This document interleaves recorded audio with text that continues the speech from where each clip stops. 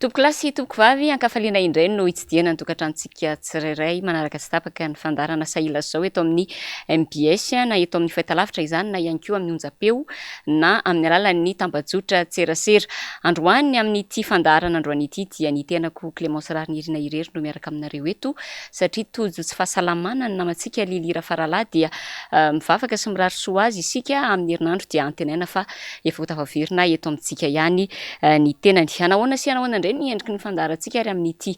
alina ity andray vahiny isika ka vahiny anankiroa samy hafa no horaisina amin'ity alina ity. Voalohany amin'izany dia Andriamatoa Rakotoandrinina Montarson Alleluia, izy moa dia mpandraraha no sady mpandinika ny raharaham-pirenena ihany koa hitondra amintsika ny fahitany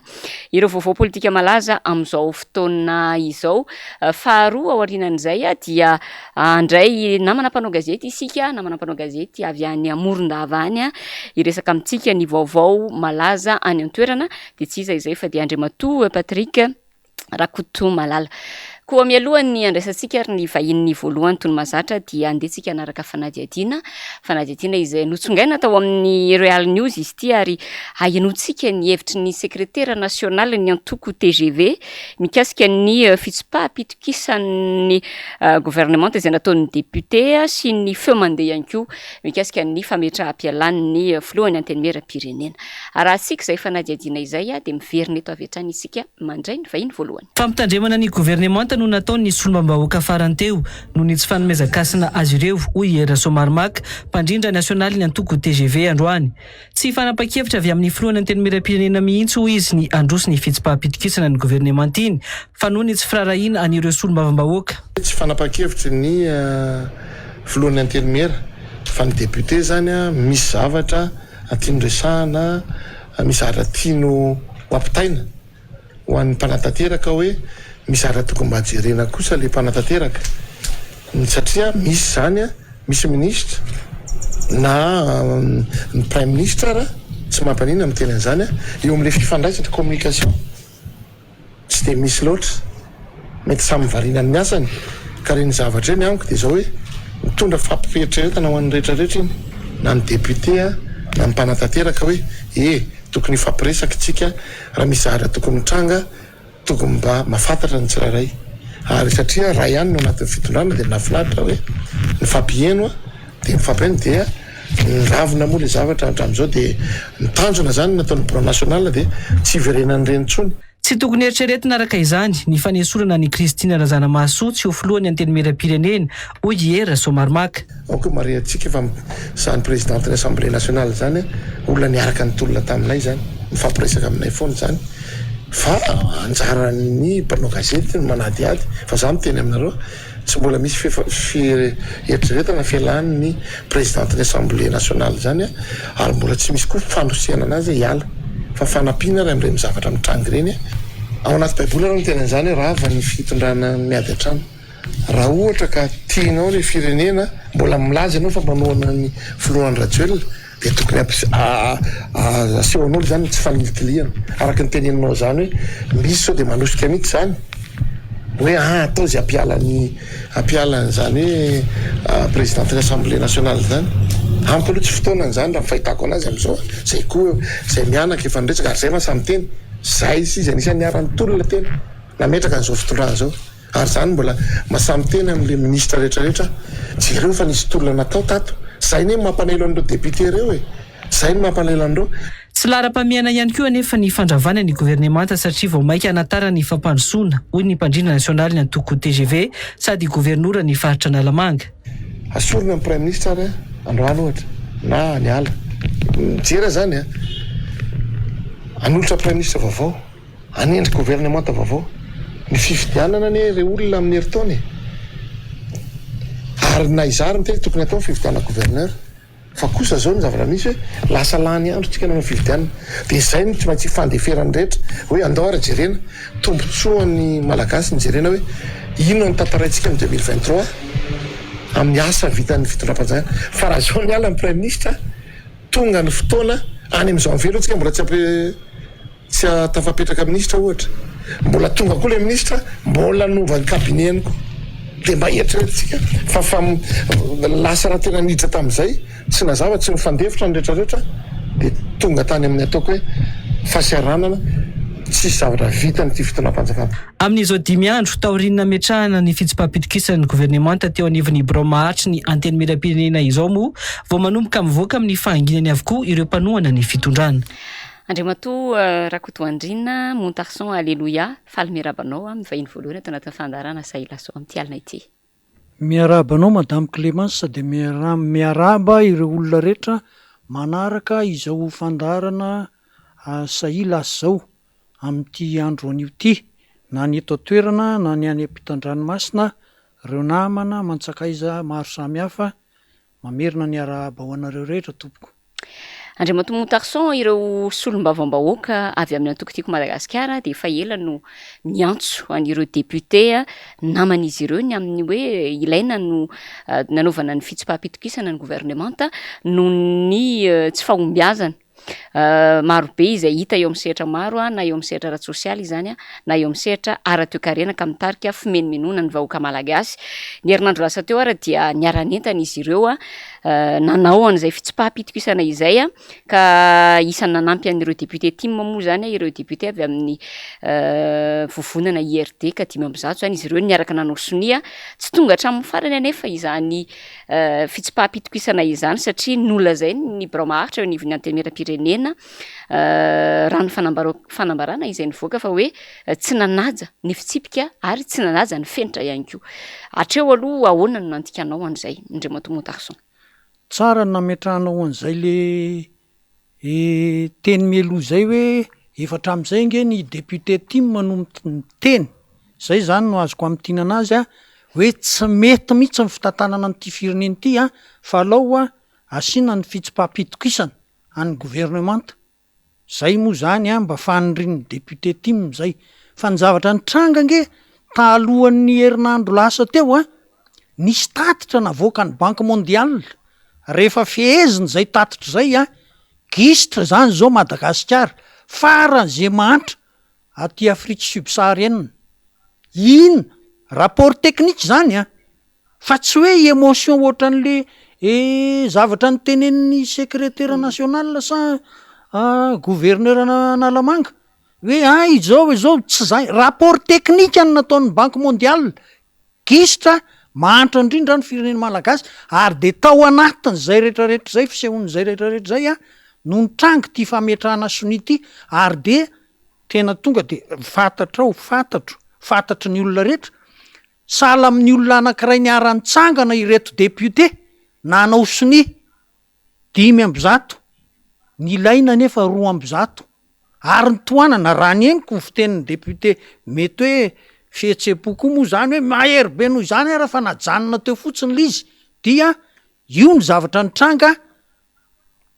feno 500 lizy ary tsy pihana recevable lizy amin'ny fotoana io tao amin'ny assemblée tao amin'ny bureau politique tao amin'ny Birao Maharitra ny anteny miram-pirenena recevable io. Zay ny zavatra nisy nitoyany rehefa avy eo rahantsika nahita fa sa vorivory tsy fakahitana ntsony. Zay raha ny faneho-kevitra ny secrétaire national ny antoko TGV teo moa de hoe fampitandremana ny gouvernemanta fotsiny ihany mba hampieritreretana azy ireo no tena tian'ireo député natao tamin'ilay volavolana fitsipaham-pitokisana ary tsy fanapahan-kevitra ny filohan'ny anteny miram-pirenena izany ho ihany era somaromaka teo zany tokoa ve ny zava-misy raha ny fahitanao azy? Zay moa fomba famakin'ny secrétaire national ny antoko TGV an'le raha ny zavatra patsahiviko azy kely nge nanomboka tamin'ny 2019 no nitondra Flora Rajoelina niaraka tamin'ny prime ministre io ny gouvernemanta nisy tsainjinina kely etseroa fa tsy mbola nandroso ty Madagasikara ty nataona ray ary zay aloha rapport technique koa zany tsy mbola neotra ny 3,3% taux de croissance teto Madagasikara.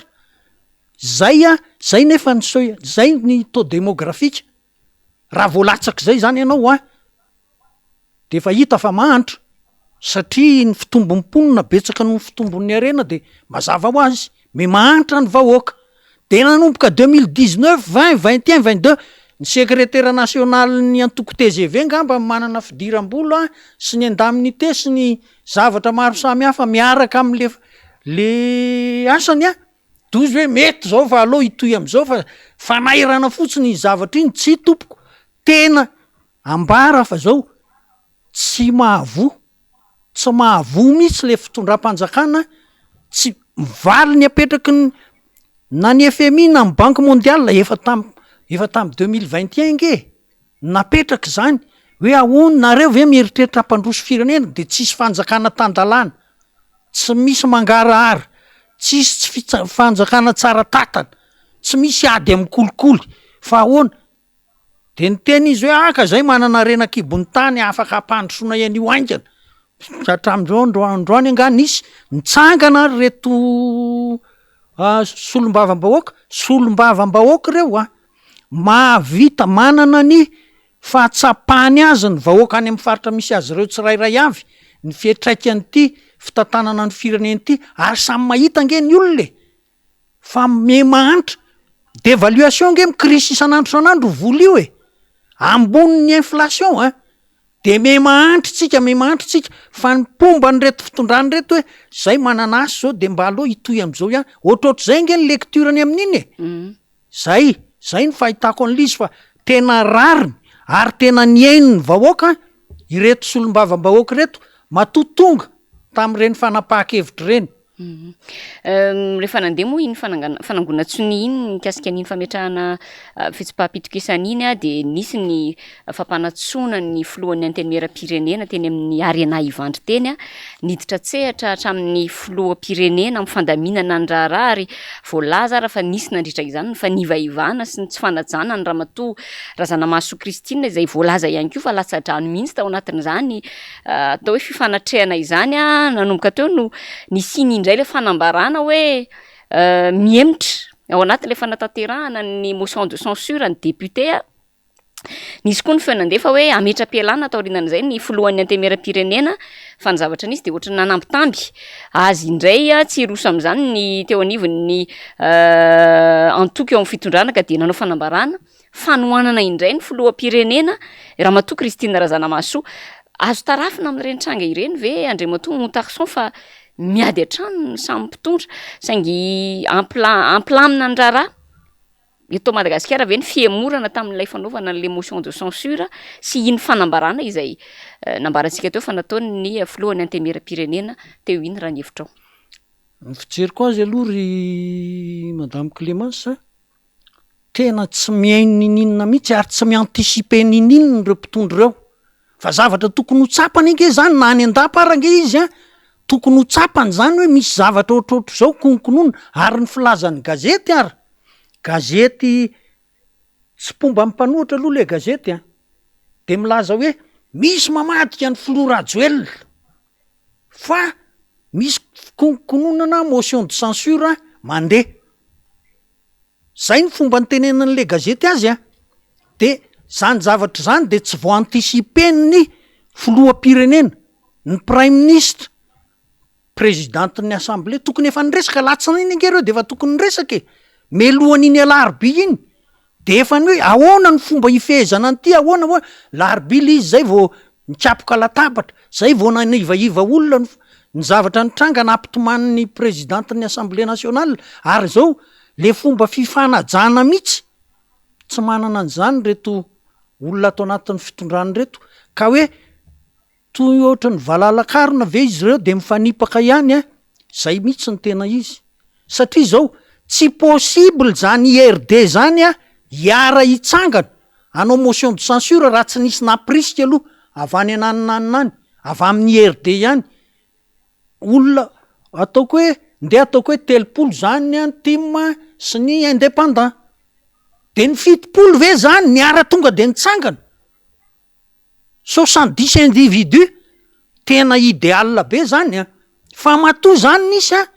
nisy zay le nanaovany gazety hoe misy mamadika misy avany any miainga lizy fa zay no hoe no ny hitan'le ampleuran'lizy hoe olany eo izy ny taitra tapoka de ny savoritaka de ny fampepanga de lasa reny ny zavatra nitranga ahoana no zavatra fisehoan'io na ahoana tsy fampatokontsony reo olona reo zay aloha maha olona fotsiny ny olona no ataona ohatran'ireny olona efa lehibe mba manany maizy azy any amin'ny faritra maneviny no tevatevaina ohatran'ireny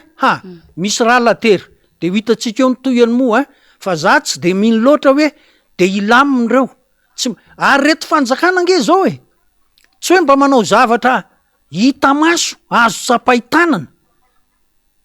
vokatra hoentina mampandroso an'ity firenena ity tsisy zavatra mihetsika nge io zay le zavatra mitranga de ilaza izy fa de aloha itoy ihany io aloha tsy mijanona amin'io reo député reo fa mety hoe mila vaniny amin'ny fomba maro samihafa izy amin'ny firesahany amin'ny gouvernemanta somary anenjana izy de ho hitatsika eo moa miara mahita tsika fa miara miainana zany ange tsika rehetra actualité zany zao raha mikasika ny fitsipaham-pitokisana trano moa de ny atreto aloha zany de hoe matimomoka ve zany zay fantanina mipetraka satria tsy tanteraka le hoe fitondrana anazy teo anivon'ny fivorian'ny antenimieram-pirenena aloha matimomoka tokoa ve zany ny fitsipaham-pitokisana nataon'ny député iny inona no ary inona ny tao ambadika ilay nahamatimomoka anazy raha ny fijerinao azy manokana ary akoatran'izay de hoe inona ihany koa ny zavatra tokony sy azo atao mba hahatongavana zany ao anatin'izay fivorian'ny antenimieram-pirenena izay fivorian'ny antenimieram-pirenena madame Clémence efa akaiky hifarana amin'ny herinandro fa inona moa dizy teo de ahoana zany no toyan'iny zay mihitsy ny tenenako tany amin'ny voalohany hoe recevable angeny ity nge tsy afaka ohatran'le tamin'ny ACC tamin'ny fifidianana hoe raisina fa tsy mitombona tsy mety an'izany ty ny zavatra ny tenenina moa zany efa laharoby ny tenenina lizy hoe anka nisy ohatran'ny sonitsy marina io fa il fallait démontrer fa tsy tenenina fotsiny ohatran'izany fa hoe eo ny olona rehetrarehetra satria ny ara-tonga dolo-ko ny rehetra nge laharoby satria efa nieritreritra hoe hanao an'le voty fa maninona raha miporofona teo mason'ny olona teo hoe ty misy anaky telo nangalatsony ray ange de ampy sony ray nangalarina de ampy anaporofona fa tsy marina io ary tena matematikement marina zany raha vao misy ray tsy natao zay fa fihetse-po zay foana moa reto fitondrany reto rehefa manao zavatra ny fihetse-po be de tsy de araka dalàna loatra amin'ny fomba nanaovana azy sy ny sisa fihetse-po nge zany madame Clémence tsy misy profo zany hita hoe tena tsy marina io fa rehefa tena hita hoe tena tsy marina io tapitra ny resaka tsy marina tokoa de irrecevable fa efa nylazainy io hoe azo ny raisina tsy afaka hiverina ntsony ianao rehefa aveo hoe misy zavatra kitoto inona no atao rehefa aveo fahafantarako azy tokony mandroso fa tsy misy lalàna an'izany hoe ka rehefa tsy mety ny présidentiny assemblée tsy misy an'izany ange any amin'ny soratra misoratra ihany ahoana no ampandrosoana anazy araka ny sosokevitra de tokony birao maharitra satria ny birao maharitra zany efa ino moa fanambarana nataon'ny Ramatoa Christine Razanamasoa hoe manohana ny filoham-pirenena izy marina fa tsy mahadiso azy zany ka izy manohana ny filoham-pirenena nge tsy diso izy am'izany zay ny heviny zay tsy zay fa ny hevitry reto député 500 ny sasany moa manao hoe za mitsoka efa angaze aloha ianao eo zay de rehefa manao an'le voty mitsoay ianao tsy voatery hoe mirespecte an'le émotion nge ianao rehefa aveo zany ko tsy azoko am'ireo olona reo ohatrany hoe tsy nanao soni izy de tsy maintsy anao hoe oui an'le motion de censure izy rehefa aveo tsy zany ka fa zao afaka manda izy fa de alefasy fotsiny io aloha fa zay le lalàna zay miresaka an'izay indrindra ianao marina tokoa raha ohatra hoe najaina zany ny lalàna de hoe taorinan'iny fanangonantsony iny de ny etapy na ny dingana taorinan'iny de ny fitondrana an'iny volavolana fitsipaham-pitokisana iny teo anatrehan'ny député de misy ny fandiniana de misy ny firosoana amin'ny fandaniana raha ny ataontsika hoe fifandanjaka ero anivon'ny antenimieram-pirenena de fantatra aloha fa ny IRD manana ny maro anisa na ny mpomba Andriamatoa Andry Rajoelina filoham-pirenena manana ny maro anisa mazava loatra fa raha nandroso teo iny zany hoe olanina de mazava loatra fa tsy lany tsy mipasy zany iny resaka motion de censure iny inona zany raha ny hevitra ao no tena natahorana izy ireo, natahorany reto député pomba amin'ny fitondrana ireto ka nahatonga n'ilay hoe nahatonga azy ireo moa zany amin'ny alalan'ny filohan'ny antemeram-pirenena izay pomba ny filoham-pirenena ihany koa nampitsahatra n'ilay procédure teny tena teny. Tahotra ry madame Clémence, tsy mifampatokontsony ange reo olona reo zao hoe tena tsy mifampatokontsony reo fa zareo ndray zao reo olona reo ahoana moa ny tenenana ils sont capables de penser hoe misy olona anome saosy reo de olany mosio reo olona reo ange samy eritreritra oatra zany satria zay ny fomba fanaony de ny tody tsy misy fa ny atao no miverina ozy ny fitenenana de matahotra mihitsy izy ny andehanan'io zavatra io so de any ambadimbadika any mifampitelefôniny reo dia olany tapika eo satria mahazo promesina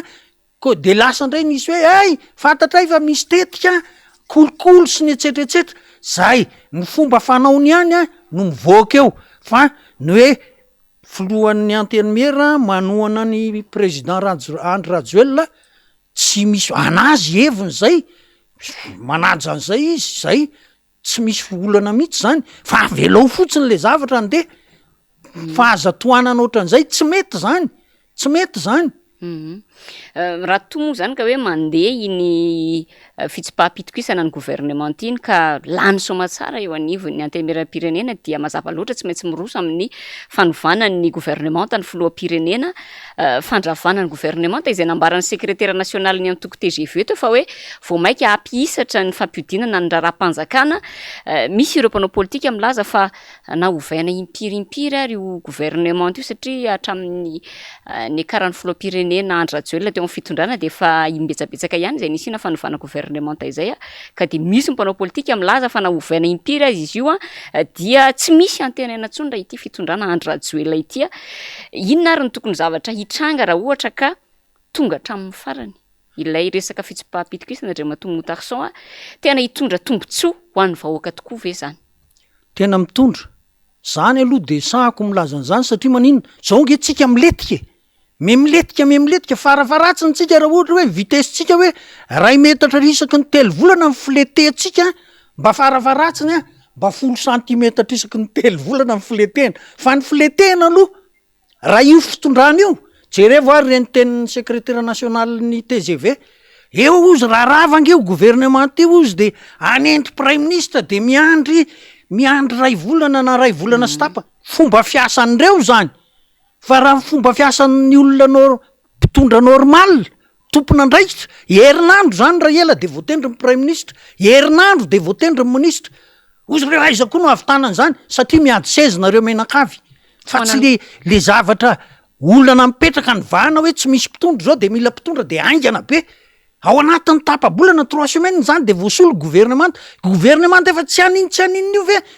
ozy le député tadidiko ange député Roland Ratsir tsy io ange ny problème fanoloana prime ministre fa efa ny filoham-pirenena mihitsy za ozy raha motion d'empêchement de marisika ary zany ny olona ange mbola tsy nieritreritra an'izany efa misy député mieritreritra hoe zay ny vahaolana ary raha tena misaina tsy miangatra zay tokoa ny vahaolana ry madame Clémence zay ny tena vahaolana fa zany hoe tsy ho vita moa zay no ny antony maro samy hafa dia aloha hoe ty empêchement ty mba ty motion de censure ty no mandeha de miovy prime ministre io fa ny prime ministre sady tsy mahay mitarika tsy mahay miresaka tsy manao tatitra de le ministre miaraka lasa manao fihetsem-po daholo segy ve de tsy tokony halala hoe ny rapport technique ange de zao hoe betsaka mibasy miparitaka efa nisy 300 zao mivoasambotray fa ny hoe tena tsy miteny izy hoe firy ny basy hita sy ny etsetra fa lasa betsaka miparitaka de mila tokony hitandriny-tsika rehetrarehetra fa nga zany no tokony ho atao ao prime ministre ny tokony hanery azy hoe avoay daholo ny taremarika na amin'ny polisy hoe am'faty olona 100 firy mba voavahanareo ny olana de 8 eo fa tsy hoe zay ny polisy de efa miezaka mafy tsy zany de ny ny recrutement na gendarme sy polisy tsy vahaolana zany ka de zay alo hialy io fa efa taony io teo miemotra foana ny firenena zao izy mba tsy miemotra tsara raha misolo io zay Rehefa nandeha moa iny resaka fitsipaham-pitokisana iny dia saika isan'andro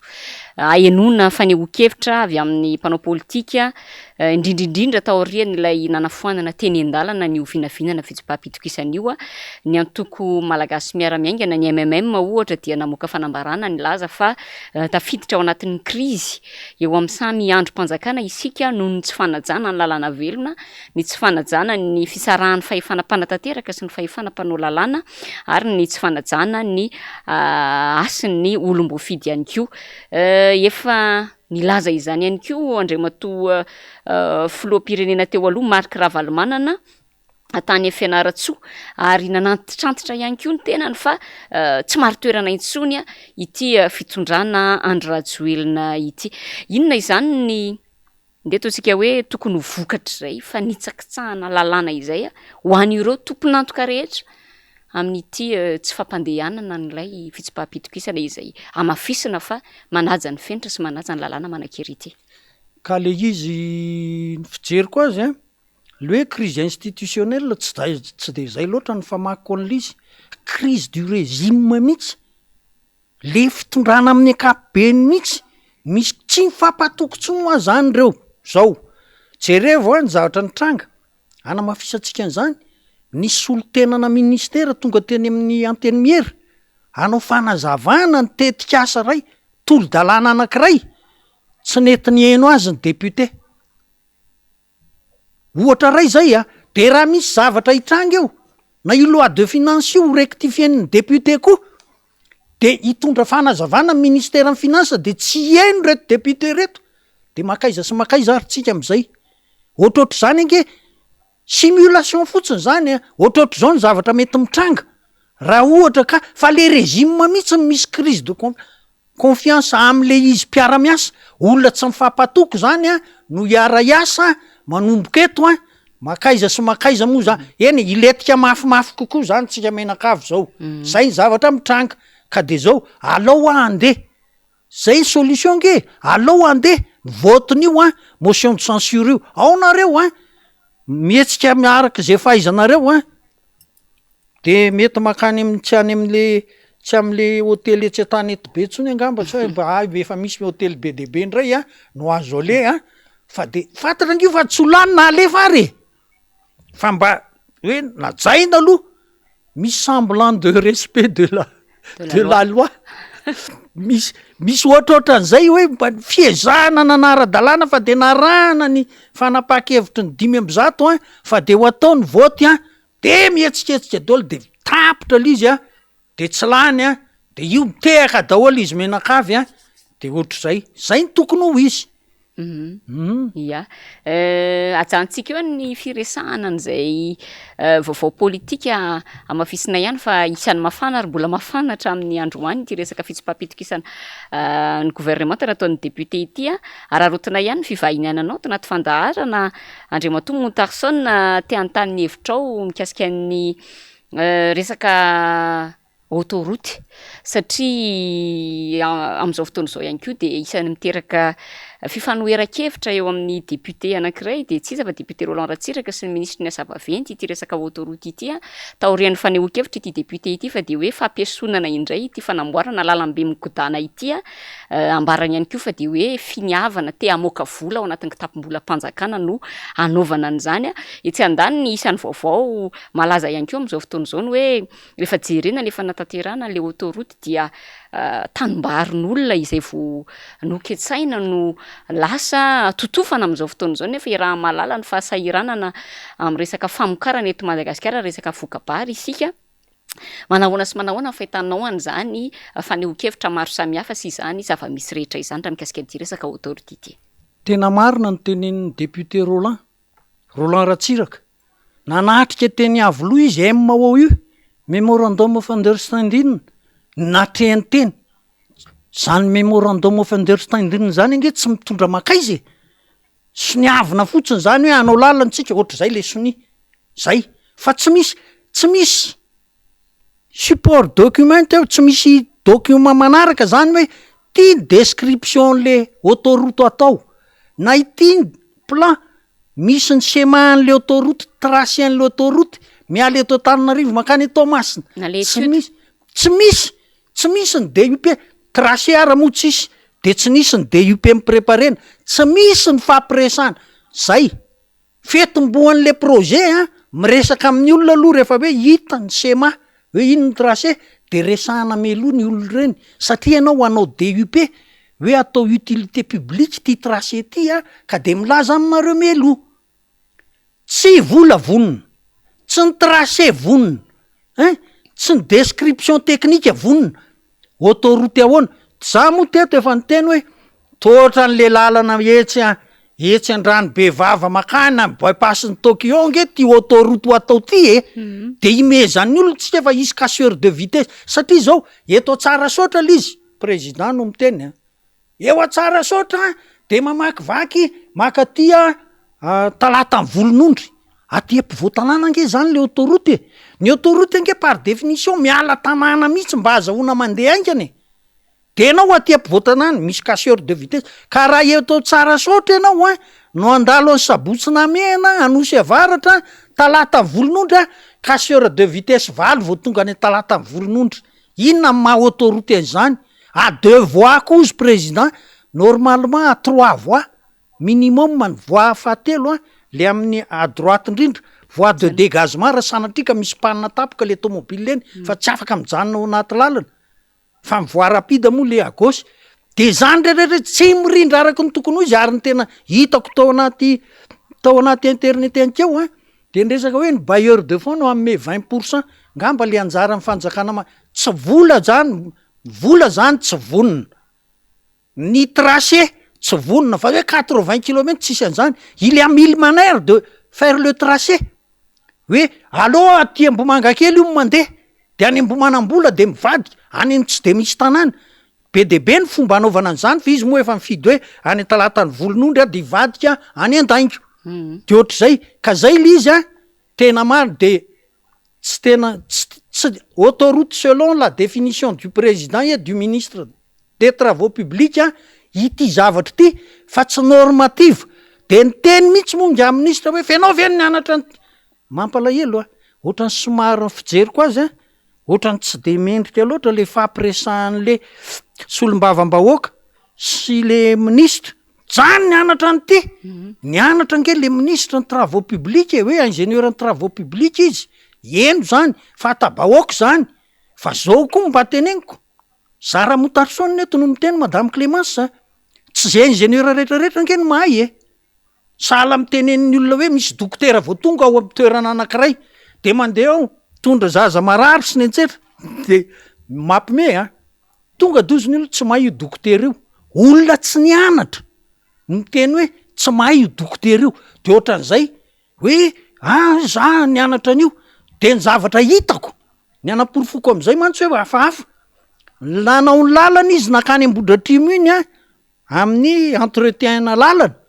tsy nataony ny lalana miala eo amin'ny ara-malagasy eo amin'ny digy hatreo amin'ny ambasadiny États-Unis nefa misy lavaka mihitsy le lalana hatram'izao ka tsy fantatro hoe mahay tokoa ve zany nga ministra de tsy fantatro fa zay no zavatra mitranga ka de aloha mba rehefa miresaka amina solombavam-bahoaka mba meo niajany any le solombavam-bahoaka hoe io no hitanao eo fa ny vahoaka marobe no ao arinany de mba mety koa le fisokafan'le resaka fa tonga de ataotaonao an'izany miala tsiny iny resaka tsy fanomezana asina sy tsy fanajana ny olombo fidiny moa andre motomotarsona de na izaha eo anivon'ny commune urbaine Tanariva ary zahay mpanolo-tsaina de mahatsapa an'izany ary tsy gaga itsony fa toa ohatrany efa lasa fomba fanao ny reto mpanana ny fahefana am'izao fotoana zao tompon'ny fahefana am'izao fotoana zao mihitsy ity fanaovana tsinotsinona ny olombo fidy ity raha tarafina ihany keo amin'ny zavatra zay iainanay mpanolo-tsaina ny tanàna ao anatin'izany tanàna Antananarivo izany amaraparana resaksika andre motomotarsona vaovao eto Antananarivo satria efa nyresaka Antananarivo ihany nyresaka fako zao aloha hita fa miezaka ny commune manala azy nefa raha tsy nitairina tsy natsapany zay fihetsiketsehana amin'ny fanesorana ny fako izay tsy lavitra antsika eto zao fa de lasa miverina indray ny fanaovana dépôt an'ny etsy amin'ny itsy anosopatra ny etsitsy a zany hoe fanaovana dépôt sauvage a lasa fanariana fako indray a satria de efa ohatrohatran'izay foana io isa taona raha nambaran'ny ben'ny tanàna moa efa nentina teto any tamin'ny herinandro hoe isan'ny mahasahirana ny tanàna Antananarivo ny resaka vola lazaina fa ritra ny volan'ny commune sy ny sisa ary isan'ny nanaovan'ny fanentanana sy ny serasera manodidina ny tokony andoavana ny etratrano zany rehetrarehetra izany ka izay resaka etratrano izay indrindra no ho resantsika manahoana ny fahitanao an'ity resaka etratrano miopapany eto amin'ny tanàna Antananarivo ity amam-ponina Antananarivo anao ihany koa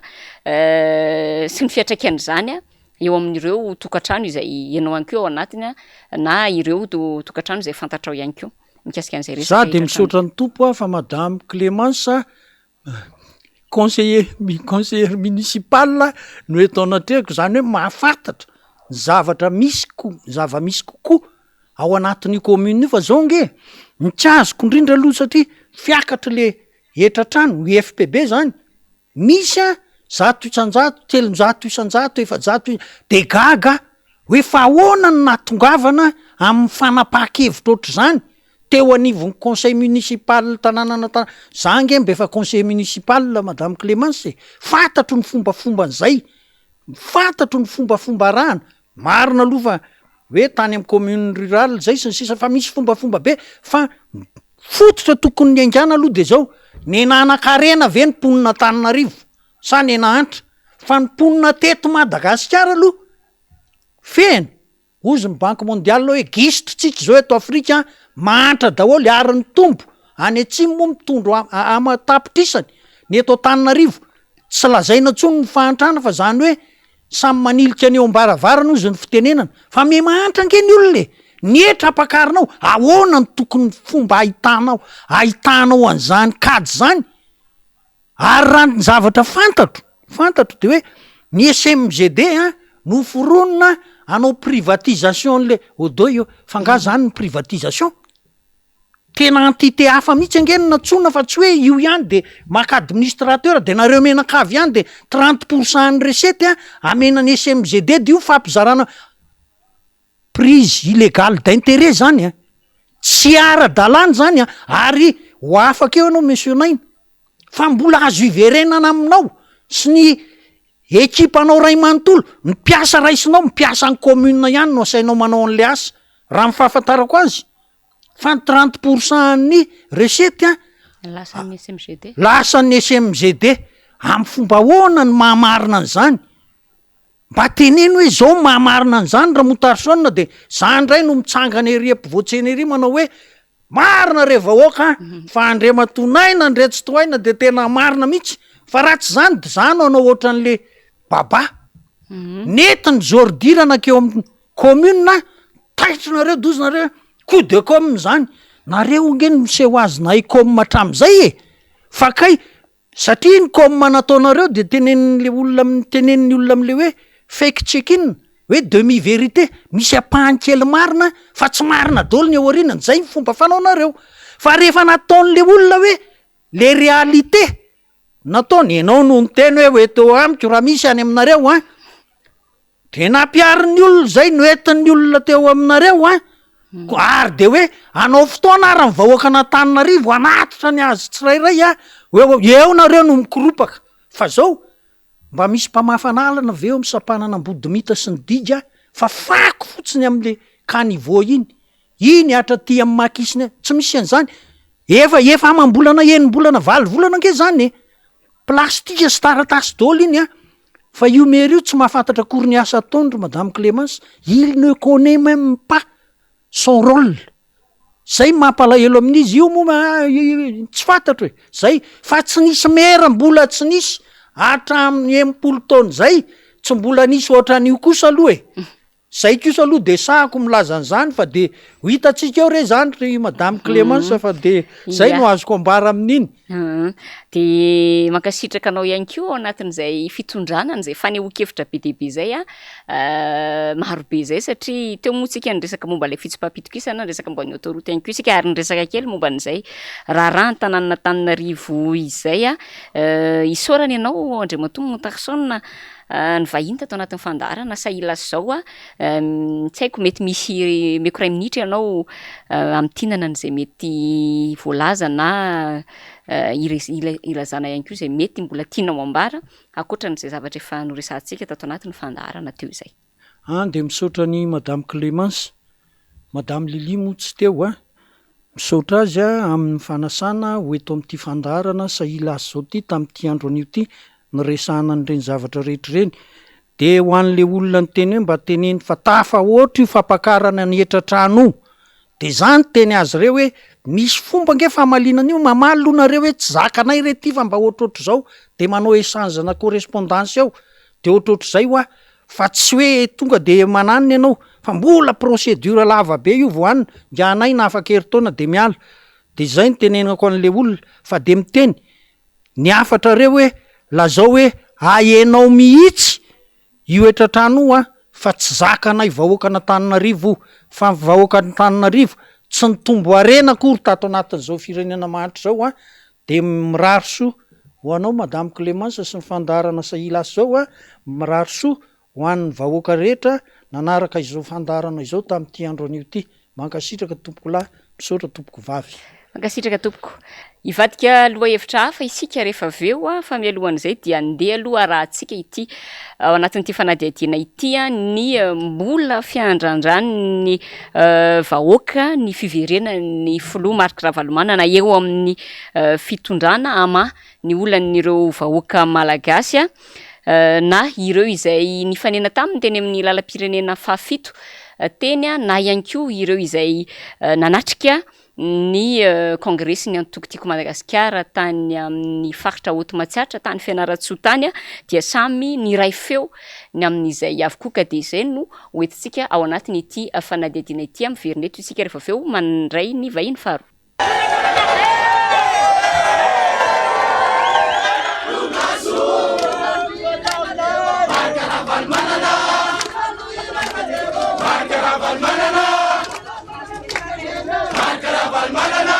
Zavatra gatahnay président de zao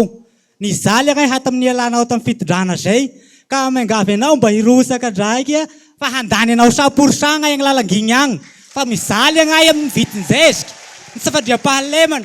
ny vitim-piainany ny lafiny fampianarana misaotra tompo. Miangavy anao zay président mba hirosaka satria mizaly ny vahoaka na ny vitim-piainana tsy mendrika misy na ny zaza tsy mianatra ao anatin'ny tokantrano satria nahoana moa sasy ny vitim-piainana tompo. Mba miangavy anao président mba hirosaka anao ary vonina sagay tasa hanandrasa anao saotra tompoko. Ho anay mpianatra manokana no tenenina satria dia tsamba fa mijaly tokoa ny mpianatra mahavita fianarana nefa tsy afaka miasa tsisy orinasa afaka hidirana ka miandry anao anay ary matokisa anao fa anoana anao hatramin'ny farany izahay tanora eto Fianaratsoa. Saotra tompoko. Vary zay agnay am'izao mividy 700 nefa rehefa fararanay de manjato de efa zato ny kapoaka. Tena sahaby ny fidiram-bola, tena sahaby satria agnao sy mamoaka safiry sy avy ny fararanao mora de rehefa mividy agnao am'izao de lafo be mihitsy nefa agnao sy mamoaka agnao sy manana fidiram-bola ho raha de izao kely manaovana fariparitra reto de zara fa mianasa ny ankizy zara fa mianasa hetanay de nihirsahany Marc Ravalomanana ndray hifidiananay azy. Hetanay zao olo tena haitondra ny firenena ankizy poapahadiovapony ny sosialy sy ny fandriam-pahalemana. Raha roa gasy io zany tena io fotom-piainanay sika olombelogna ny fandriam-pahalemana sy ny sosialy bahoaka. Aza manantena mihitsy sika fa hoe hoazoazo moramora io tsy maintsy mirahina daholo tsika ato. Mahita anareo teo aho ty firaisakina teo vita ho azy mandresitsika ho avy lay ahafahantsika mampiseho aminareo fa raha mbola misy koa ny andro enako amen'Andriamanitra tena anao arak'izay zao tao aho ary aza matahotra nareo ho hitondram-bavaka mandrakarivo ty firenena ty ka noho izany zany aza matahotra anareo fa mandray anareo miaraka aminareo toy ny mpiralahy isika ray aman-dreny sy zanaka efa ninina mihitsy ny fa raha mbola misy andro men'Andriamanitra anahy na ny fananako na ny fahaizako na ny fotoanako dia entiko anampiananareo anampiana voaka malagasy. Raisitsika kosa indray ny vahintsika faharoa amin'ny ity alina ity efa natsika teny am-piandohan'ny fandaharana ihany tsy iza fa Andriamatoa Jean Patrick Rakotomalala namana mpanao gazety avy any Morondava any miarabanao tonga soa ihany koa tanaty fandaharana Selasao amin'ny ity alina ity. Ya, miarabanao namana Clémence dia miaraba ihany koa ny mpanaraka ny fandaharana amin'ny zao hariva izao. Mampanao gazety anao Jean Patrick Rakotomalala, ianao mahita ny zava-misy any Morondava any isan'ny vaovao nalaza ny hoe nirodana ny tranobe ny kolotsaina tao Morondava tao raha ny fampitam-baovao izay nataony teo anivon'ny ministera dia hoe narodan'ny rivotra sy ny orambe izany fotodrafitra say izany ny fantaniana tiako apetraka aminao satria ianao araka ny teneniko teo mahita ny zava-misy tany atoerana zay tokoa ve ny zavatra nitranga tany atoerana. Ya, raha ny zavatra nitsanga tany atoerana aloha zany tsara homarianantsika fa andalam-pahavitana io trano be io dia efa nirodana ny tao anatiny tao isan'ny atao hoe ataoko hoe tsy midoka tena raha miteny hoe zany mpanao gazety namoaka an'izy voalohany tamin'izay ary nitsofoka tao anatiny tao zay efa mampatahotra ny tsofoka tao fa hoe noho n'le asa sy noho ny hoe famoahana an'le zavatra misy dia ny riska nitsofoka tao anatiny tao tamin'izany fotoana zany zay natonga ny taleparitry ny serasera sy ny kolotsaina mena be no abrosé tamin'ny volana fetombony volana Jolay rehefa nivoaka mantsy izy dia niteraka BSB ny azo atao hoe ny tany Facebook mantsy ny laha navoakako mialoha noho ny article anay dia lasa BSB tao amin'ny Facebook le izy dia namaly ramatoa ministra tamin'izay fotoana zay fa hoe misy olana le izy fa efa andalam-panarenana ary ny teny ihany koa izy fa hoe noho ny vokatry ny toetany sy ny camion izay mivezivezy eo zay tsara homariana fa tsisy camion aloha mivezivezy eo satria miala eo amin'ny 500 mètres na 1 kilomètre entre 500 et 1 kilomètre ny route nationale misy an'le tranobe ny serasera ary eo akaiky eo zay manamorona ny arabe ary misy tranobe vao ngambany izy io hoan'ny zareo musulman tranobe mijoalajoala ihany koa mitovy amin'io tranobe ny serasera io tsy misy an'izay hoe nitrisaka sy maninona zany ny tonga ny tamin'ny fotoana iny nrodana le trano sabotsy izy tamin'izay tamin'ny valo alina nrodana le trano dia tsara homariana fa tsy nafantatra an'le firodanany ary tsy nahenony firodanany fa ny information zay nivoaka avy any amin'ny namana ao amin'ny ministera ihany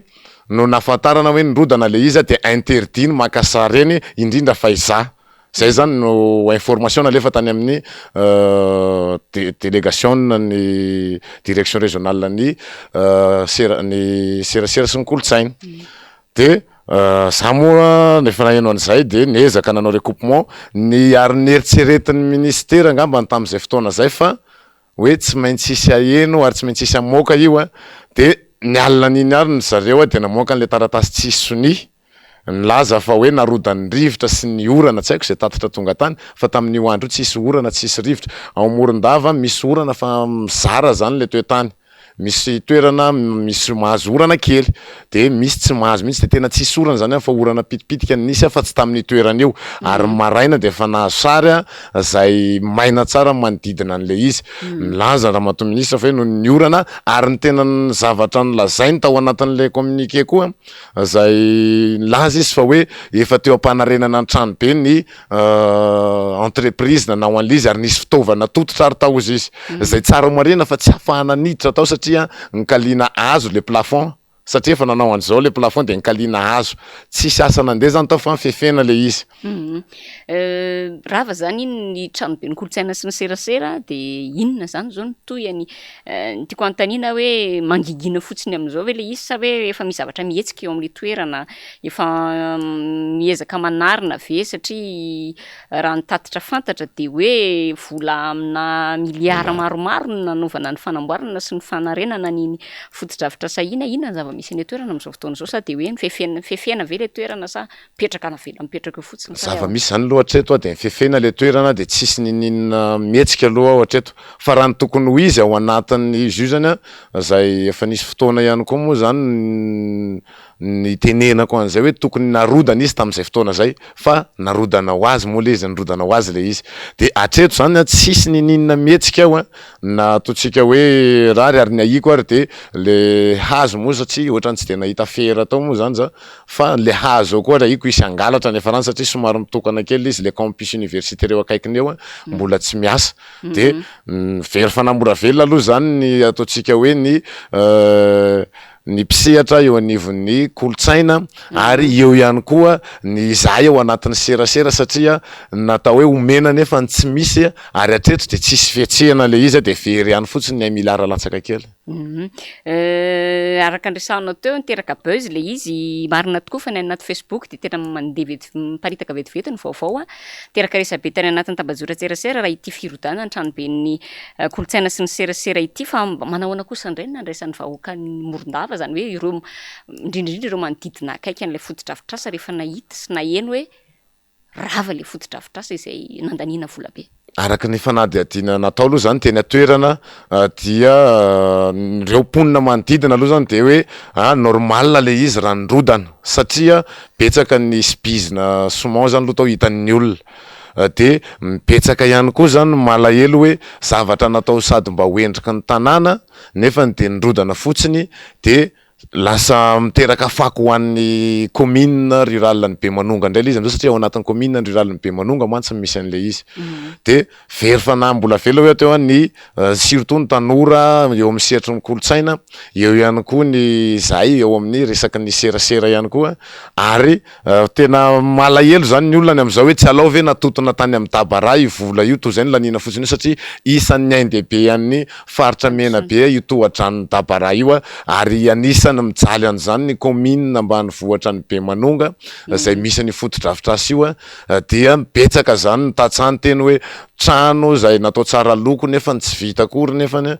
vola ny lanina tao tsy alao ve nanamboarana sy nanarenana ny Dabara zay zany nivetsivetsy ny olona am'izao amin'ny Morondava. Ary amin'ny resaka zay tohatra ny Dabara zay ianao efa ela ihany na enonan'izany mbola tsy nisy an'ity fahalany iny ny filoham-pirenena ny Rajoelina ity de efa niteraka fimenomenomana ho an'ny olona mihitsy io tohatra ny Dabara io araka ny nambaranao teo. Ankoatra ny tranoben'ny kolotsaina ihany koa dia misy fotodrafitrasa hafa ihany koa naorin'ny fitondrana Rajoelina ao Morondava ao ao anatin'izany ny CSAO an'ny gendarmerie-pirenena ny kanja manara-penitra ihany koa fanontaniana hoe tena manara-penitra tokoa ve le fotodrafitrasa? Ny amaliko azy ngamany hoe samy manana manara-penitrany fa ny amiko zany aloha raha hoe le manara-penitra ny resahana iresakitsika hoe manara-penitra metraka ataontsika ohatra hoe ameko tomobile manara-penitra ianao de sahazanao zany zay tomobile omeko anao zay amin'ny rehetrarehetra mihitsiny fa tsy ataontsika hoe ianao meko tomobile ngeza be nefa ny tokotaninao kely de kely na ny garazy asianao azy ary tsy misy de zany hoe ny ho an'ny Morondava aloha zany tsy le resaka manara-penitra ho an'ny Menaberamantolo tsy le manara-penitra no vahaolana ary zay anisan'ny mampitaraina ny vahoaka ihany koa satria le manara-penitra zay nampanantenaina hatreto tsisy mandeha amin'izay laoniny ary tsy manara-penitra ataontsika ohatra resaka sekoly manara-penitra zay misy ihany aloha zany ny ao Morondava nahazo an'izay fa 3 volana ny ao anatin'ny contrat anatin'ny 4 taona tsy mety vita le izy raha tsy resaka amin'izay ao any ao maro voay de raha nyresaka ny tompona ndraikitra entreprise manao azy de hoe anisany mandeha ry izy izy fa ny akabetrany zany mikanja manara-penitra hatramin'izao fa 4 taona tsy vita nefa ny filoham-pirenena ny teny mihitsy ny hoe hoentina eo mibary ay tokana azy ka kanja manara-penitra nefa ny fotany eo fa natao ao ary vakivaky le kanja manara-penitra zay efa miasa sady na de mbola tsy vita ary satria tsy manana terrain Morondava de efa miasa le kanja manara-penitra ary ahina ny mety itera-doza satria miasa le izy efa misy vakivaky zay nohony ataontsika hoe somary nisy olona moa fa raha zay fa nitondra sary fa ny olana amin'ny telefonako zay ny tsy nahatongavako an'ilay sary eto fa efa misy sary mikasika an'io ty ray manara-penitra hoe vakivaky saisa ho andimaka vakivaky ihany koa araka nireny rahantsika ireny tsy manaiky mandray azy aloha gendarmerie ary voatery tsy nampiasaina ihany koa izy satria mandeha ny opération any amin'izao ndrano maloto sady tsy ampy ho an'ny olona 20 akory ny rano ao anatiny ao de efa ritra ary sady masira raha araky ny fanadiadiana zay ny fampiresana tamindreo zandary zay niatrano tao amin'io sesa ho any andimaka io ny miresaka koa tsika manara-penitra betsaka zany ny fotodrafitrasa atao hoe manara-penitra any fa hatreto aloha de mbola tsy hita zay fahavitanina fitokanana azy akoatran'ny hôpitaly manara-penitra zay nitokanana saingindrisy fa maharitra nisy fotoana tao maharitra tena tsisy jiro ary tsy matosika ny gropy ao atoerana ao anatin'izay hôpitaly manara-penitra zay zay mampitarena ny marary zay tonga ao sy ny vahoaka nandeha tao zay nisy ny maramila voatifitra avany manja nanao fanarahan-dy satria nisy fanafiana avy aty Morondava de tonga de efa nanakanakizy ory zareo tany tonga ao amin'ny hôpitaly tsy misy jiro de tam'izay koa moa zay nahazo consigne koa tamin'ny tompona andraikitra hoe tsy azonareo alaina sary izy sady maizina de teo zany baraingo mipetraka hoe noho le ao maizina ve tsy azo angalana sary azy sa le sariny tsy tiany avoaka hijanona amin'izay lafiny zay hatrany isika fa resaka sosialy no anoizantsika anazy any Morondava hatrany no ho resantsika ao anatin'izay tato ato Jean Patrick hita hoe miakatra ny vidin'entana eny an-tsena rehetra eny manahoana kosa ny zava-misy any Morondava any sy ny fahitan'ny vahoaka n'izay zava-misy zay amin'ny resaka vidim-piainana raha vidim-piainana moa zany amin'ny ankapobeny ho an'ny Morondava eo misy fiatraikany lehibe ho an'ny faritra ny Morondava ilay ataontsika hoe tsy fisian'ny rano ny Dabara tsy fahavitan'ny tohadrano ny Dabara de voalohany zany simba ny fambolena ao amin'ny faritra ny Menabe miakatra tanteraka amin'ny vary amin'izao efa tafakatra 5,000 sy 1 alina sy 1 hetsy amin'izao ny gony 50 kg ny kapoka efa 500 sy 700 valonjato mitaraina ny vahoaka zany amin'ny resaka vidim-piainana fa hatreto aloha zany teo koa moa zany nisy ny fanoloana ihany koa ny taleparitry ny varotra de antenaina mba hitondra rivo-baovao fa hatramin'izay de tsisy mifanaraha-maso fa samy manao zay mety aminy rehetrarehetra manararoatra ny mpanambola amin'ny zay vidiny entana zay satria ny mpanambola no mitatitra ny vokatra sady izy ihany koa mividy ny vokatra de lasa manararoatra ny ankily zato zao sisa ny mamatsy vary ny faritra Menabe de ny akoatran'izay vary stock ary ny vary Menabe indray ary koa mbola hoentina mivoaka ty ivelan'ny faritra de lasa vary stock indray le izy avy eo miverina any de vidy vary stock miakatra daholo zany rehetrarehetra amin'izao ny legioma efa mihena famokarana legioma raha hoe nisy ny ezaka zay ny rahan'ny tatsasiny ADDSM taloha de noho le tsy fisian'le rano de lasa manakatra legioma manafatra legioma zay efa simba vao tonga satria ny lalana koa fa me ratsy andro manalina indrindra fa ny vavady idirana Menabe aty amin'ny hiditra ny miandro vazo aty isan'ny vaovao malaza ihany koa raha miresaka ny faritra Menabe iny isika de ny resaka tsy fandriam-pahalemana farany teo moa de nanao Antsoavo tamin'ny fanjakana ny solombavambahoaka IRD tsy liva mikasika indrindra ny firongatry ny tsy fandriam-pahalemana any an-toerana voalaza ny tao anatin'izany fa ny okevitra izay nataon'izany fa hoe tsy ampy ny solika hoy ireo mpanatanteraka nefa rehefa ny zavatra misy nefa hitsenan'ny copie-coller Andry Rajoelina de mahita solika manam-pahefana any atoerana inona avy zay le karazana tsy fandriam-pahalemana trangana tsy fandriam-pahalemana izay matetika miseho any amin'iny faritra Morondava iny ary hatreto ve efa mba nisy namaly izay antsoantsona ataony ny solombavambahoaka olom-boafety Morondava izay alohan'ny amaliko ny fanontaniana hoe le trangana fandriam-pahalemana sy ny antso nataon'ny solombavambahoaka de tsara zany manamariky fa noho ny antsoantso ataon'ny vahoaka Menabe sy ireo zanaka mifaritry Menabe mipetraka ivelan'ny Menabe na ny ampitan-dranomasina na aty Antananarivo no ireny zany hoe efa betsaka loatra zany le antsoantso natao zay vao nanao nandray ny andraikitra ny solombavambahoaka ary anisany ataontsika hoe betsaka ireo tanora ny vondrana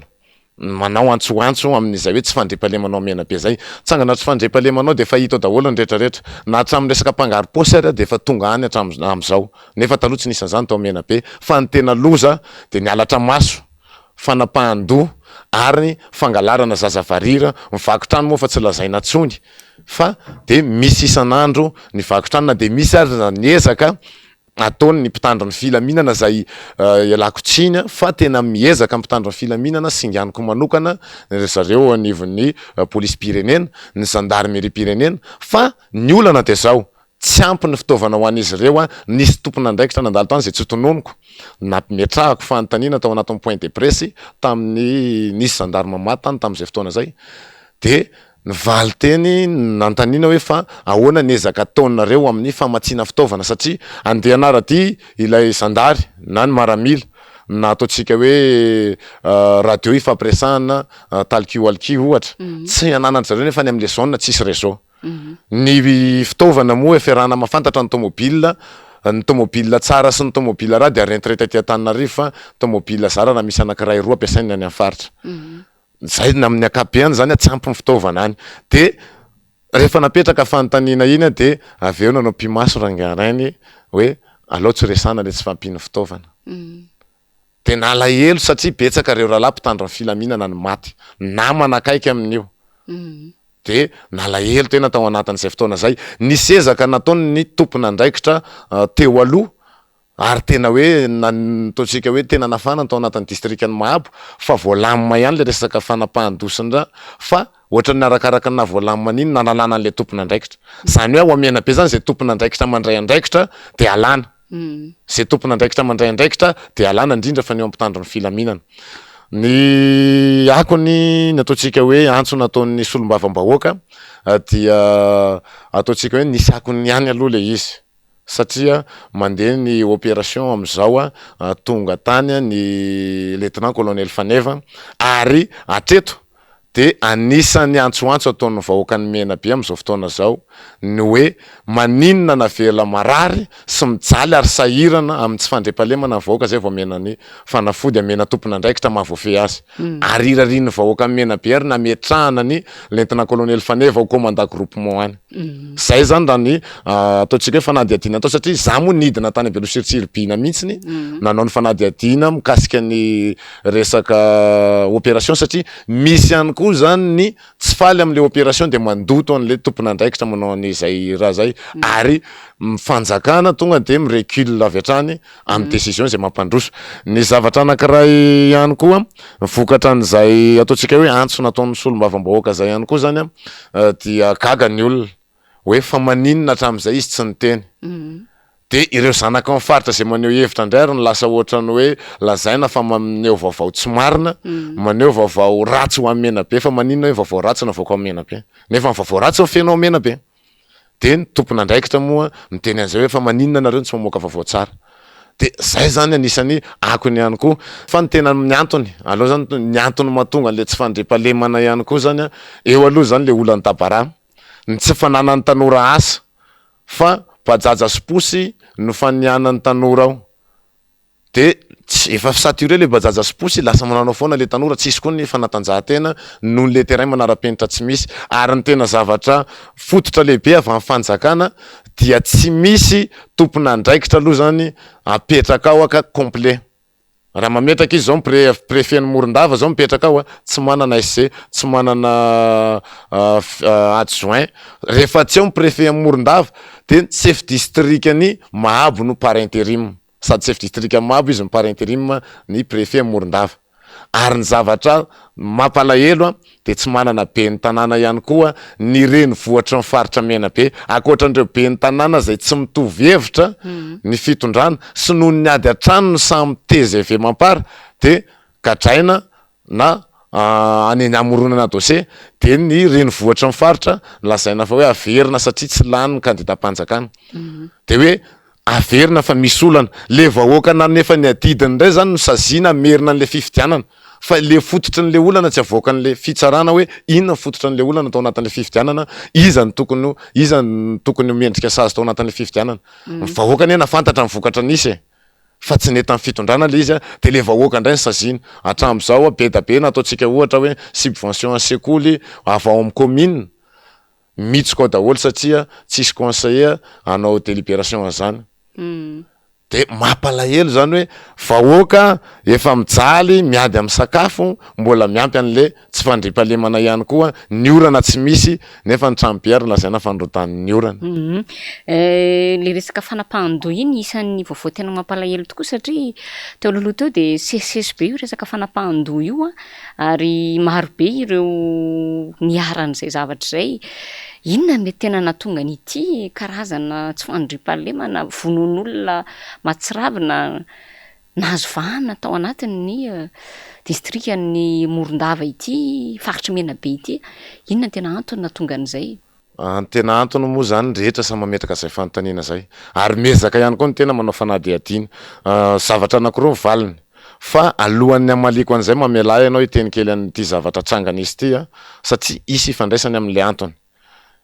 nisy tao resaka alatra maso ary tratra maso 30 mason'olona 5 rehefa tratra izy io zay mpanao gazety tao atoerana raha nezaka ny tady vao tsy nahazo nagaga nefany mpanao gazety aty Antananarivo en détail nazahoany an'le izy inona ny antony natonga an'izay nisy zavatra tsy nilamina tao zay hoe ahoana moa zany ny lazako azy hoe nisy zavatra zany tao hoe ry zareo samy tao amin'ny gendarmerie tao ny tsy mifanaraka de nivoaka le information nisy namoaka an'le information nandefa ny lista aty mpanao gazety aty Antananarivo zavatra misy hatreto nikadra le olona anankiroa natoboka aponja le olona anankiroa MD natratrarana an'le maso tsy tantoyany hoe nakaiza na nakaiza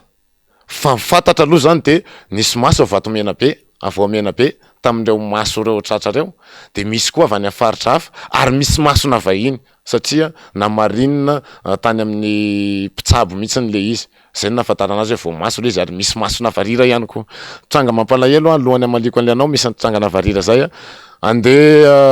nisy any Beloza alohany andanako tany Belo nisy zaza varira nalaina tao anatin'ny commune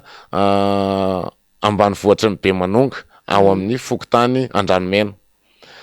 nanao fanaradia fokon'olona dia 10 zany reo nanao an'le action ny anankiroa nitany fokon'olona de ny ray tratra ny anankiray tafaporitsaka ny anankitelo zany nitondra an'le zaza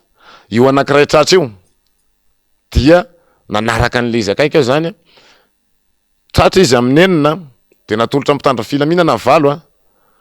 de nanonona anarana izy nefany naiky tratra fitsaram-bahoaka izy de fa nanonona anarana ary teo mpitandra filaminana koa izy fa nanonona anarana de nagaga fa nahendro information zavatra hafa zany de décision ndraisiko satria amin'ny matahako hoe mpanao gazety eo ihany koa mahafiraisamon'nym-pirenena satria membre ao anatin'ny société civile ihany koa ny tena de mesure ndraisiko tonga de nanao live direct aho amin'ny roa sasany hoe inona ny maninona io olona io mbola ao foana hatreto ary efa nisy olona ny tonony maninona ny tsy misy ekipa hafa koa miarety an'le olona ny tonony teo nefany de nisy ny antso manamboninahitra ny antso anahy nanontany an'le anarana de le manamboninahitra tsy fantatro fa ndrasatra aloha de rehefa aveonao mirapel fa ao anaty bloc-note ko le anarana de ny antso am'izay ny commandant de groupement ny Menabe misy olo ohatrany teo aho mon colonel ny antso olombelonareo ve fa mila information zao de zaho izy tsy natoerana fa izy no nandrahana io de zany namea numéro ok ary meko la information rehefa meko azy le anarana nantaniny amiko ny adresy sy ny renarany ray mandren'le olona élément regny ao mitazona an'le olona any ka sao tokony le élément nareo any nantaniny an'izay fa zay ho ny tonga ty amiko alohany zay ny azoko mena anareo zay ny information ampelatanako am dimy sasany 17h38 nitifirina le olona verité daholo marina rehetra zany le anarana mbola ao amiko ao fa betsaka zay nanaraka an'le izy misy réseau zany le izy misy réseau le izy misy isorana eto rahalahy ao avao amin'ny association jeune dynamique Menabe de eo koa misy be ny tanàna ihany koa miaraka nanaraka an'io fa ny sasany efa ny recul daholo hoe enjana be ty zavatra ty satria nisy telefony nalatsaka miaraka amin'ny karapanondro rehefa nijereny io telefony io misy anarana hoe deba ao manao conversation amindreo olona reo. De hitan'zareo nefa betsaka le nanaraka an'le izy satria réseau maromaro na fikambanana maromaro zay efa samy mifampizara information de nezaka samy nanaraka an'le izy nahodina ny lalana de natao tratra aty amin'ny beriboka aty le zaza narina tany arivan'io. De mpiambina nahita an'le olona de tafatsoka moa le izy fa le zaza najanony teo, zany hoe natao mihitsy zany hoe atao zay hitan'olona an'le zaza. Zany hoe ao ambadika ny fanapahan-doha zany be da be le zavatra mifamafao. Voalohany alohany resaka omby asany ny etomboan'izy io, fanadihadiana nataoko zay resaka omby asany ny etomboan'izy io anamasinana omby asa. Ny faharoa de resaka trafika organe zay tsy fantatra hoe atao inona le izy, fa raha le maso tratra aloha de maso efa maina, maso efa maina le izy ohatran'ny vato. De eo zany ny ilazana hoe misy tompona andraikitra ao ary misy olona mantotsika hoe mamatsy an'ireo mpanapaka maso, mpanapaka loha reo sy mpandray an'le voamaso. De ny zavatra olana misy am'izay efa nisy le tranga de lasa miseho ety amin'ny lonilon'ny mpiarahamonina koa le izy avy eo. Miady tsika sanao tsy mifanaraka tsika sanao. Ataoko an'izao iny, tapahako lohan'iny. Am'izay tsy fantatra hoe zany eny namono azy io fa ohatran'ny hoe zalampanapadoha. Lasa be da be zany nateraka an'le izy de lasa ohatran'ny lasa sanatriana zany hoe lasa kolotsaina ratsy. Lasa fomba efa fatao zany le izy hoe rehefa misy zavatra tsy mifanaraka de tapahana ny loha. Be tsy manisa fa tena maro ary tao amahabo netombohany ho an'ny faritra mena be. Ary anisan'ny hoe ny fony viny tena tam'izany satria nandeha tany nanao amin'ny fanadihadiana raha tany nafatarana hoe resaka omby asa le izy, le mpanao fanafody hoetan'ny dahalo manafika. De ny tany Beloha moa mpitandro filaminana nisy tratra tany Beloha vao nafantatra hoe ay hoentina any amin'ny omby asa le izy, satria efa misy tratra ao fa le olana le tena mpaniraka tsy mivoaka mihitsiny fa mitoy ny fanadihadiana. De le fanadihadiana miditra fanadihadiana lalina de avy eo tototra any. De raha manontany ianao de hoe mbola mandeha fanadihadiana an'iny de eo zany tena angatahana ohatra mikasika an'le alatra maso, le maso 3 tratra malaky be le déferment rehefa mivoaka le vaovao satria na ny arrestation ndreo olona reo ara tsy nolazaina fanakaviany. Fa rehefa nitaraina fianakaviany taraina mpanao gazety avy eo zay nanao recoupement sondrady de afarany mihitsy vao hoe ny gendarme so manao kidnapping fa ao aminay reo olona reo fa misy ilana azy. De ahoana zo maolana an'le olona maolana anazy raisin'ny gendarmerie antanana satria ny gendarmerie mitazona azy. Avy eo tonga de nandeha ndrany efa hoe nohony hoe mba hijinoana an'ilay lohandohany sy le tena mpanapadoha sy le mpaniraka satria reto mpivarotra fotsiny reto tratra reto. Ya, akoatran'izay iresaka kely tsika momba ny resaka efa natsidika teo ihany hoe any amin'ny hôpitaly tsy misy ny jiro sy ny sisa. Nitsika nefa n'izao anatin'ny vanim-potoana izay fanarahana ihany koa ny tompon-dakeran-tany amin'ny baolina kitra na ny mondial 2024 sy 2025 ahoana aloha no mety nandraisan'ny mponiny Morondava ny amin'ny hoe lalao 2020 monja no hita amin'ny TVM. De tena izay tokoa ve no hita sa nanahoana ny mikasika resaka délestage sy toerana manahoana ny momba an'izay? Miangatra ianao fa izy nanome 2020 fa 2020 iny tenenina aty ambony aty fa ny fanatanterana an'iny any amin'ny base any de ataoko hoe azo isaina amin'ny ratsan-tanana. Ary ny olona koa zany tratran'le adi-piainana de tsy natavy amin'ny olona le mondial tam'ty. Tsy de nahazo fian'ny mondial zany ny olona eo amin'le rotorotom-piainana sy le lafosan'ny vidim-piainana. Ny zavatra misy de nandeha ny mondial jiro tapaka lava. Za zao vao alina mihitsiny ny antsony namana tany satria efa teto Antananarivo tapaka amin'ny 4 mbola tsy mandeha. De hoe alao atory fa tsy ahita mondial any amin'ny taty amin'ny fokontany Anosikely zay. Ny taty aminay aty Anamahora moa de fa efa tapaka amin'ny fandimidimy mantsy zany izy de efa tapaka ny tamin'ny Fakomaly ny taty aminay taty Anamahora. Fa ny any amin'ny faritra Anosikely aty amin'ny plazy iny zany no maly ny tapaka. De le stage io zany de mandeha par tour. Tsy misy baolina azonao tavy. Ary manaraka an'izay koa tena mampalahelo zay tsy mananolana amin'ny TVM CRNM fa mampalahelo ry zalahy miasa amin'ny TV Maseranay maro tsy mampanina amin'ny teny zany hoe manampy andry zareo ary tsy mamenatra anazy zany ary mino fa tsy sahandry zareo koa ny andany zany satria misy sary fanapiko andry zareo fa fitaovana tena mampalahelo hoe za mbola tsy niasa tamin'ny any amanjerim-panjakana fa privé foana fa malahelo anao mijery an'le fitaovana ampiasaindry zareo ny belosurtilbina tapaka nisy fotoana tapaka tao de mbola mandeha mitady décodeur alohany sy ny ohatran'izay tezitra tamiko ny tale par intérim tamin'izay satria mipublieko le izy satria za any anatin'ny fanaovana mission sy ny raha zany ela be raha ohatra ka mbola hiandro ny vaovaoko fa tonga de Facebook malaika am'izay zareo mantsy zany fitondrana am'izao efa ao amin'ny Facebook izy no maka référence sy ny fanapahan-kevitra zay tokony ho raisiny de navoaka koa tapaka ny TVM tapatapaka ary tsy mena be any tena mamela anao fa vao avy any amin'ny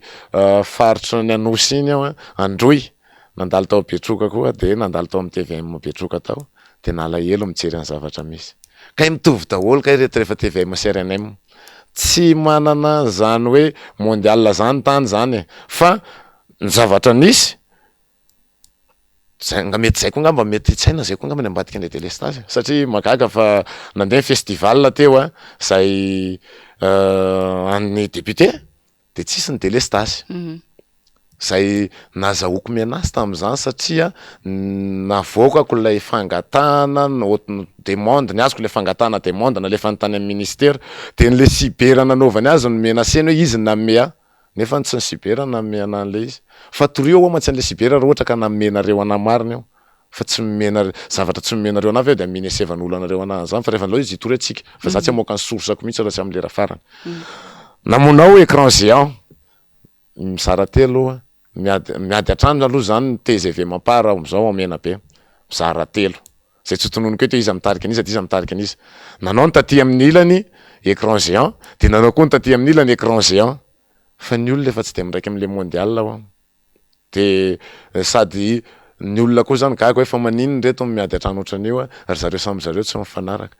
de efa tofoka zany ny olona am'le zavatra misy mondial zany de efa hoe mivavao sisany famitinana sisany nafatarana zany mondial zany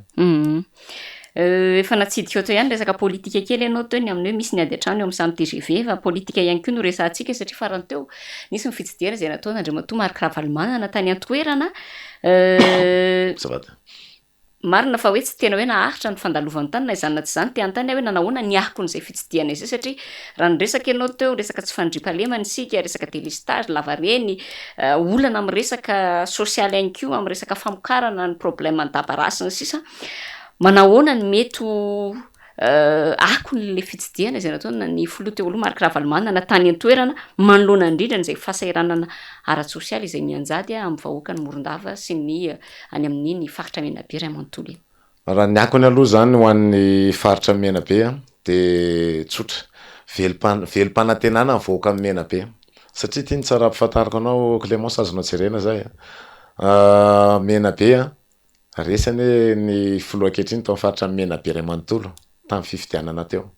zany hoe fantatrao zany miteny ho azy ny sary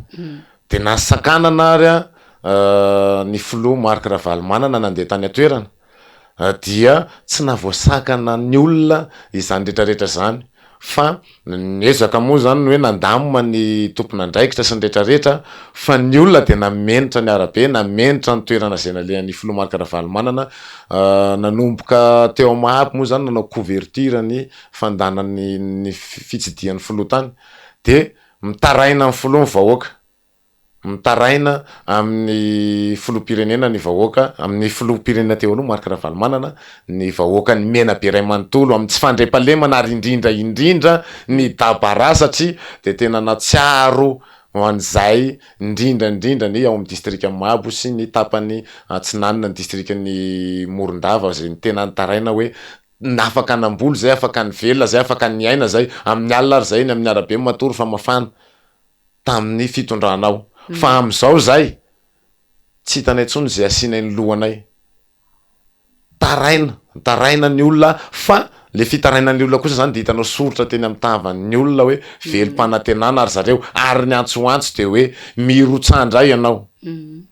zay zany no zavatra nisy raha ny fandalovan'ny folo marika Ravalomanana tany ny ataontsika hoe zanafitinina satria efa betsaka ny ataontsika hoe vaovao ndrasana voaka tamin'izay fa de tena hoe sakana aloha zany tao de betsaka na ataontsika hoe namena lalana ary tsara homariana fa tsy ny fitondrana foibe ny nanakana fa anazy misy ao amin'ny gouvernement tao no nanakana nanome baiko hoe tsy avela miditra ny faritra mena be mihitsiny tsy hoe tsy avela mamoro olona fa hoe tsy avela miditra ny faritra mena be vao miditra miandro vazo de efa sakanana de ozy izy le tompona andraikitra zay hoe magaga anao izy tsy ny sakanana zareo tany avoloha fa efa ty amin'ny district amin'ny miandro vazo aty vao ho sakanana de mpitandro filaminana koa moa satria anao manao an'le asa de tsy hoe ao anatiny ao de ao anatiny ao fa sady mijery hoe inona vaovao ety avelany inona ny raha de ozy izy mpitandro filaminana rano baiko azonay de tsy mahazo mamoro olona ao mihitsiny marika Ravalomanana Andriamatoa marika Ravalomanana fa tonga dia asaina mandeha fa ataonay ahoana nanakana andreo olona be da be reo fa propriété privée de le olona fotsiny tsy avelanay tangorona ty avelany fa asainy miditra any anatiny ozy izy le zandary manamana tao amin'ny mahabo fa mibaiko azy de hoe tsy mahazo mamoro olona mihitsy izy zany fa tsy nanao an'izay ilay mpitandro ny filaminana satria mahita an'le vahoaka maro mahita ihany koa hoe iteraka korotana zany satria fitiavany olona ny vahoaka ave ho sakananao hoe ahoana moa zany raha hoe ataontsika ohatra be da be reny olona mamono tena reny mpifankaty sakanana de ohatran'izay zany ohatrany hoe hovononao zany le olona satria izy tsy maintsy andeha hamonjy an'ny folo marika Ravalomanana ia mankasitraka anao feno de feno maro de maro ny vaovao izay ny fampizaranao nentinao tao tanaty fandarana sahilasy zao tsy haiko antenaina fa mety mbola ho avy indray ny fotoana hiverenanao eto Antananarivo de hitondranao vaovao ihany koa ny amin'izay mety zava-misy any amin'iny faritra Menabe any amin'ny district Morondava iny hatreto ny fiarahantsika tamin'ny ity alina ity tompo lasy toboka satria efa mandeha de mandeha ny fotoanantsika isaorana ianao Jean Patrick Rakotomalala namana mpanao gazety ny vahiny tato anatin'ny fandarana de manatena izay hiverenanao eto indray amin'ny fotoana manaraka ya ianao nisorana Clémence nanasa ataontsika hoe sanay fanararoatra atsika mifandalovako teto de amisaotra ihany koa ny mpanaraka tany atokantrano amin'ny ty fandarana ty de ho elavelany ny fandarana fa misy fagnatahanao kely 2 minitra raha sitraka hoe afatra zany izy ty ho an'ny ramatoa ministra ny serasera sy ny kolotsaina kamboty ny serasera sy ny kolotsaina ao Menabe fa 4 volana zay tsy misy rehefa nalana le teo no ny vokatry natao boky émissaire n'le trano be de tsy misy de hoy izy zay hoe efa ela ihany le ataontsika hoe appel candidature tsy nandefany so de hoe za kory teo eo ro mahatonga nananao an'izay fa mba omeo taleparitra am'izay zay fa kamboty de ho atsika firaisamonim-pirenena ao Menabe alao mba tsy hovarina amin'ny zavatra hafa ihany tsika fa ny adiditsika voalohany de amin'ny éducation citoyenne manana didy lehibe tsika amin'ny fanabeazana ny olona amin'ny zavatra misy am'izao mba tsy hanaonao foana ny olona ary eo ihany koa ny resaka fividianana zay efa alohatsika am'izao misy devoir atsika ao anatin'izay de andao hiara isa lahy de misaotra indrindra tompoko mankasitraka indrindra namana Jean Patrick Rakotomalala de zay ihany koa tompoko lasy tompoko vavy no maranana ny fandarana sahilasy zao tamin'ity alina ity isaorana ianareo tsy nisaraka taminay hatramin'ny fiafaran'ity fandarana ity ankasitrana ihany koa ifaly napita tamintsika ny feo sy ny sary toy ny mahazatra mametraka ny mandra-peona ho manaraka indray tompoko lasy tompoko vavy